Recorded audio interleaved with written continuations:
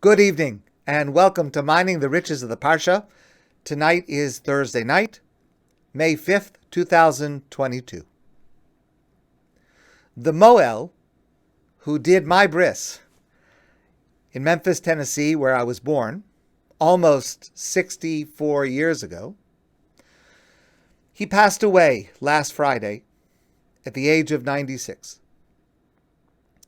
Rabbi Nathan Greenblatt, known to me and countless others as Rav Nota, I learned from him. I was mentored by him. I was inspired by him throughout my entire life, as were many, many thousands of others.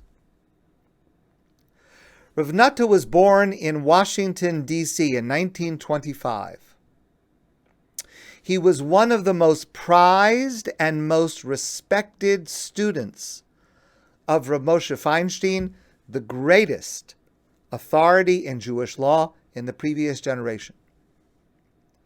At the age of 24, Rav Natta, with Rav Moshe Feinstein's encouragement, accepted the position of assistant rabbi and Hebrew school teacher in Memphis, Tennessee, where he remained for the rest of his life. Together with my grandfather, Sam Margolin, of blessed memory, and a few others, Rav Natta helped start the Memphis Hebrew Academy in 1949. I and everyone in my family attended that school, and it is today larger and stronger than ever. And then, for 60 years, Rav Natta traveled, leaving home every Sunday, returning home every Thursday night.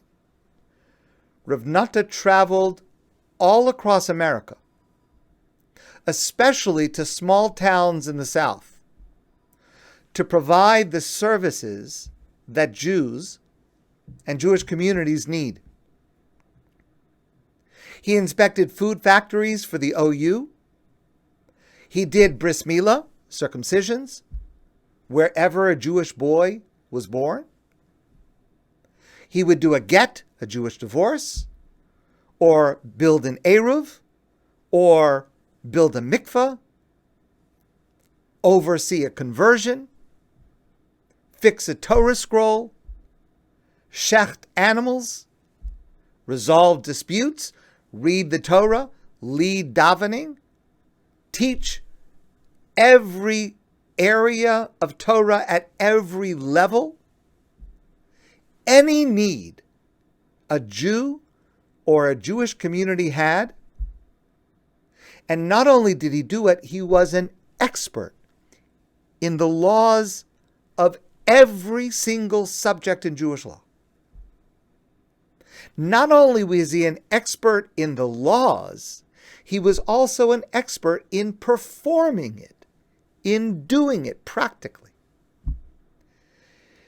And he did it for everyone, everywhere. Anything that was needed, he was there and he did it. There was simply no one else like him, and there is no one who can replace him. Rabbi Moshe Heinemann, who is my Rebbe, my teacher in Halacha, in Jewish law, Rav Heinemann eulogized Rav Natta last Sunday at the funeral in New York. The two of them, both experts in Jewish law, were very close. Rav Heinemann said about Rav Natta what the Talmud says about the ideal Torah scholar, not just to know the entire Torah, which itself is monumental, but as the Talmud says, sheyehei mechudadim beficha, the words should be sharp, clear in your mouth, which means when someone asks you a question, you know the answer. You don't prevaricate. You don't have to look it up. You don't have to think about it. You know it because it's clear. And that is what Rav Nota did throughout his entire life. When you asked him a question, and it didn't matter what area of Torah it was, and it didn't matter how complex or obscure the question was, you received an immediate, simple, clear answer. Because the knowledge was clear in Rav Nota's mind. When I was in high school, I, along with several other boys from Memphis, attended a yeshiva in Baltimore, Ner Yisrael. One of the boys was Jacob Greenblatt, Rav Natta's son. Jacob and I were best friends. We were in school together from kindergarten through 12th grade. And whenever we would come home for Yom Tov from yeshiva, I would attend the minyan that Rav Nata ran in his home every Shabbos for 60 years. Rav Nata was the world's fastest Torah roller. He only had one Torah scroll, one Sefer Torah. On Yom Tov, there are 2 readings. So if you only have one Torah scroll, you have to roll it from one place to the other, from one reading to the next. He could roll the Torah faster than any person I have ever seen. And I once asked him why he did it so quickly, and he said to me, because of tircha de tzipura, which means to avoid causing the congregation to have to wait while the Torah is rolled. You shouldn't make the congregation wait. So if you're going to roll the Torah, you have to do it fast. I will never forget the lesson he taught me about the respect a rabbi must have for his congregation. And on Chol HaMoed of every Yom Tov, he would deliver an advanced shiur, a lecture, to those young men and men who were advanced in their Talmudic studies. And these lectures were intricate, they were complex, they were brilliant lectures at the highest level of Talmudic study. We would marvel at his brilliance. So one time his son told me how he prepared these lectures. He said, "My father doesn't need to review the content because he knows it all." But he would spend hours pacing back and forth, working out the ideal order of how to present this complex material and how the concepts should unfold one after the other and one on top of the other. And that too has always stayed with me. The importance of the order of a lecture, how a theme is developed for maximum impact on each student. I had a more recent reminder of Rav Nota's brilliance and clarity of thinking just about 10 years ago. Rav Nota was about 86 years old at that time. I was helping a family with the inscription on a matzeva, a monument for someone who had passed away, and there was a question about this man's Hebrew name. And I knew that about 20 years earlier, this man and his wife divorced, and Rav Nota did the get, the Jewish divorce, which means that Rav Nota would have a record of the correct Hebrew name of this man. So I called Rav Nota, and he said to me, "Yes, I remember. I have the paper at home. I'm traveling now. Call me next week, and I'll be home, and I'll give you the information." The next week I called him at home, and his wife, Rebbetzin Miriam Greenblatt, answered the phone. I asked for Rav Nota, and she said to me, "He's out doing an errand, but call him on his cell." So I said, "Mrs. Greenblatt, the reason I'm calling is to verify a name from 20 years ago. Maybe he has it written down somewhere, and I should wait and call back when he's at home, when the paper is accessible to him. And she said to me, she said, Michael, if my husband said to call back in a week, he doesn't need to check any paper. Just call him on his cell phone. And I did. And he did. Rav Heinemann, in his eulogy, told the following story. On a Monday, Rav Heinemann, who lives in Baltimore, was scheduled to do a chalitza ceremony. Now, a chalitza ceremony is an unusual, complicated Jewish ceremony. It's kind of like a get to Jewish divorce, but it's different. It's much more rare, and it's much more complicated, and it's much harder to explain. It's hard to understand. And let's just leave the discussion of how it works and why it works for another time. But it involves a ceremony where a man is wearing a special shoe, which is called a chalitza shoe.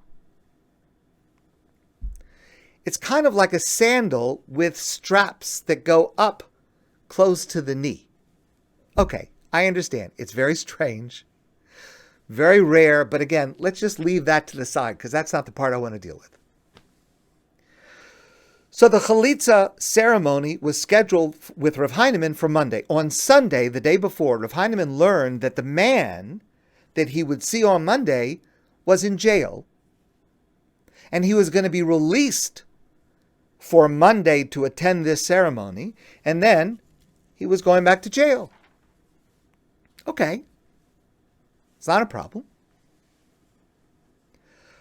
But it is a problem, because this chalitza shoe has to touch the man's skin on his foot and leg. No socks. There could be nothing between the leather straps and his skin. But this man would be wearing an ankle bracelet with a GPS tracker to assure that he would not escape. So how could Rav Heinemann do chalitza with this ankle bracelet in the way? Now, Rav Heinemann, who, as I said to you before, is also an expert in every area of Jewish law, Rav Heinemann had never encountered this particular problem. But who could he ask? Who would know how to answer this question? And the only person he could think of that could possibly answer this question was Rav Nota. Because Rav Nota did more of these rare ceremonies than anybody else in North America. He is the world's expert in chalitza. So Rav Heinemann, on Sunday, called Rav Nota, explained the situation to him, and Rav Nota said, "That's a difficult question. Call me back in 3 hours, and I'll give you the answer." Now, okay, 3 hours. But Rav Heinemann couldn't understand. Rav Nota knows everything. Why does he need 3 hours? He had to have known the answer right away. Okay. Rav Heinemann called back after 3 hours. And Rav Nota said to him, "First, I went to the jail to see what this ankle bracelet actually looks like. Maybe it's loose enough that you could lift it up so that it is not interfering with the strap and the skin. But they wouldn't let me into the jail. And they told me I had to go see the police. So I went to the police station. They wouldn't let me in either, but they told me I would be able to find out the answer from a judge." But where do you find a judge in Memphis on a Sunday afternoon? Finally, Rav Nota found a judge who told him that he could request a wrist bracelet instead of an ankle bracelet, avoiding the problem. And that is what Rav Heinemann did the next morning.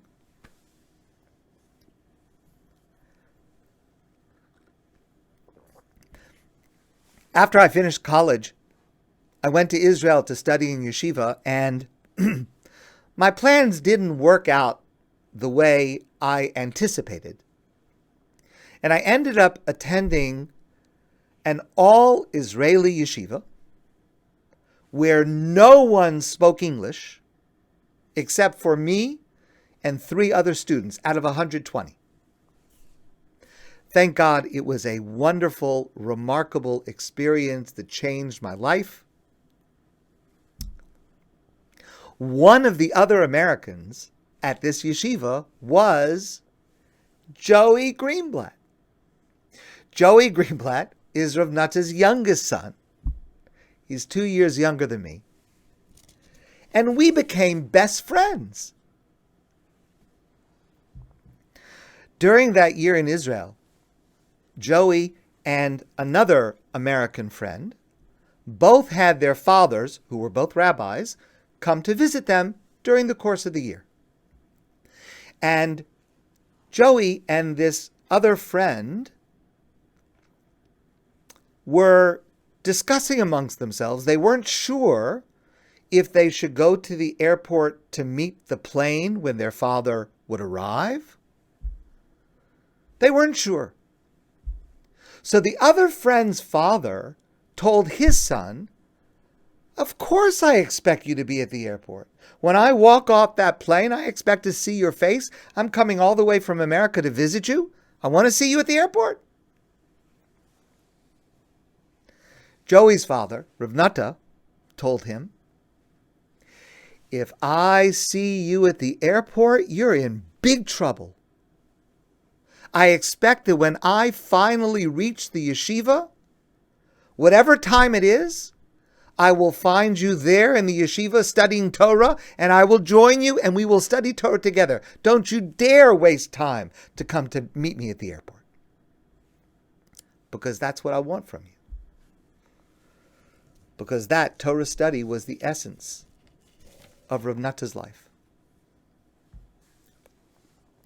Ever since I was a young child, Rav Natta's character was imprinted in my mind due to an incident. I might have been 7 or 8 years old.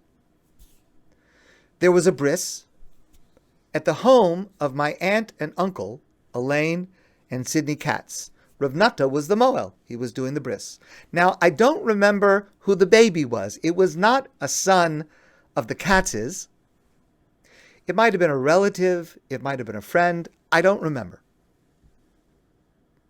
My uncle Sidney, may he live and be well, he is a Kohen, as are his sons, his father, his brothers. There were lots of Kohanim there. And I and my entire family was there at this bris. In the middle of the bris, an elderly man collapsed. Now, I don't remember who this man was, and I also don't remember what ultimately happened to him. But I clearly remember 2 things that happened immediately. The first was Dr. Larry Rubel, who is a wonderful and beloved doctor in Memphis, leaped over a sofa to begin CPR. And the second thing that happened at the same moment is that Rav Nota called out in a commanding, confident, but calm voice, "All Kohanim, leave the house." Because this man might have passed away. God forbid. And a Kohen is not allowed to be in the same building as a deceased person. And throughout my entire life, since that long ago moment, I have marveled that Rav Nota at every moment, regardless of the chaos or hysteria around him, remained focused on what does God want at this moment? What does Jewish law require at this moment? And he did this with confidence and clarity and total control of the situation, focused on what Jewish law requires.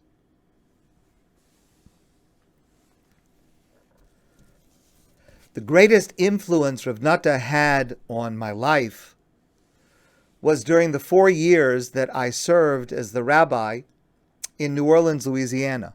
It was our first rabbinic position, where I was one of hundreds of rabbis across America, especially in small towns in the South, who called on Rav Nota with every question I had, advice for every challenge I faced, and to perform in my community whatever we needed, a bris, a get, a conversion, whatever we needed, we called Rav Nota. Usually when Rav Nota came to New Orleans, he was rushing to his next destination, and I had the privilege to pick him up and return him to the bus station or the train station.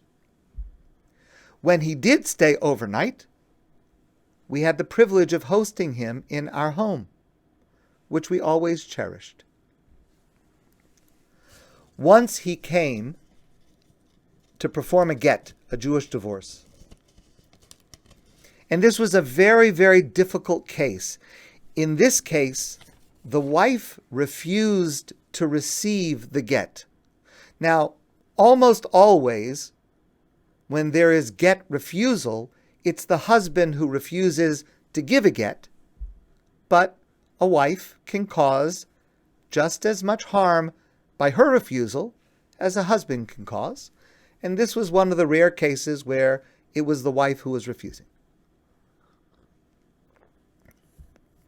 It took months of work and effort on my part, guided by Rav Nota, to lead to being able to do this get. And finally, after much effort and anguish, Rav Nota came to New Orleans, and the get was done in the husband's home.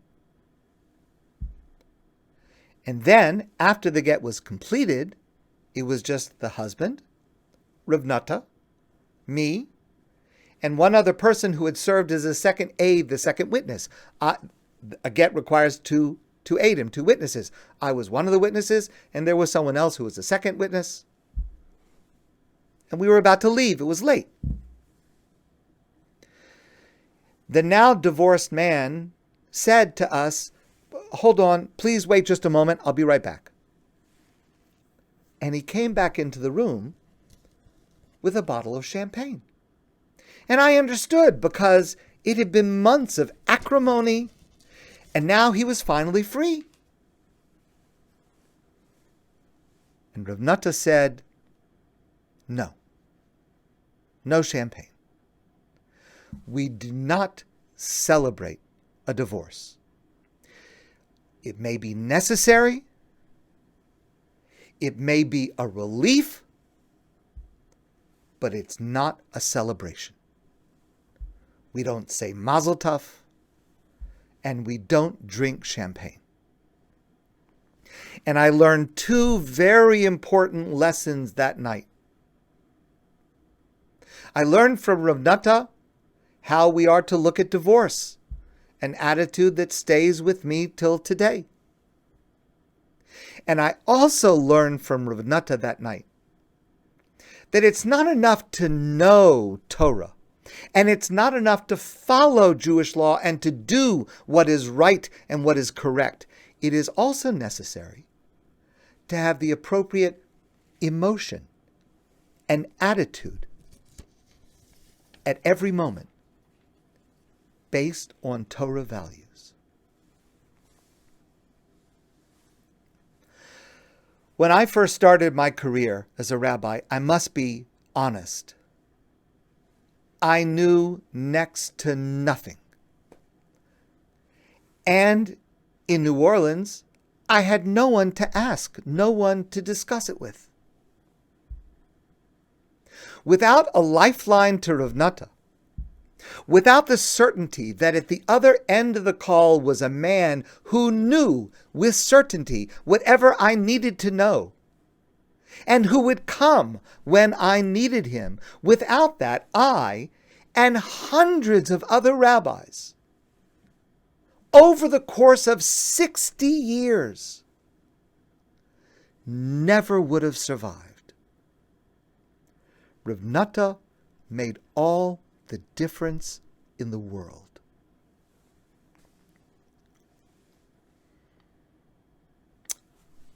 I want to share one last story.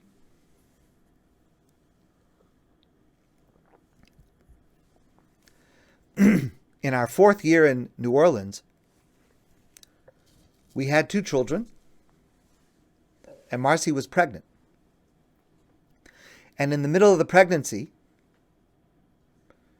she had to be rushed to the hospital. She was put on bed rest. She was back in the hospital several times. And finally, our baby died. And Marcy had to deliver this, our deceased child. I've shared this with some of you before. We lost our baby just before Rosh Hashanah. And obviously, that holiday season was dark and painful for us and our family. On Erev Yom Kippur, the afternoon, just hours before Yom Kippur began, the phone rang in our house. And Marcy picked up the phone. Is this Mrs. Whitman? Yes. This is Nathan Greenblatt.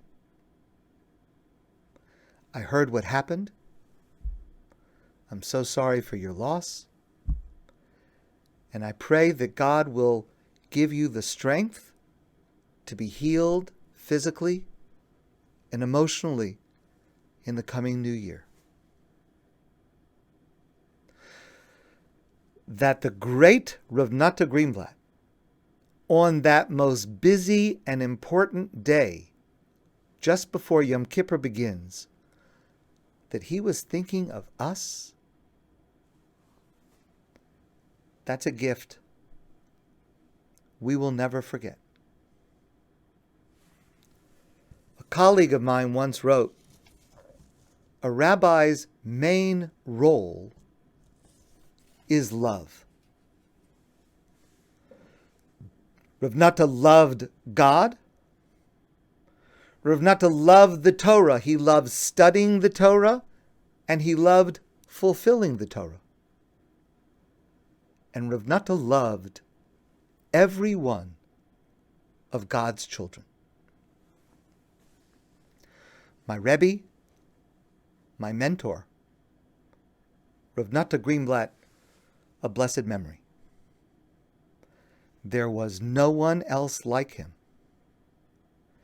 and no one can replace him. My friends, I want to wish you a great evening and a wonderful Shabbos. And I look forward to seeing every one of you soon in person.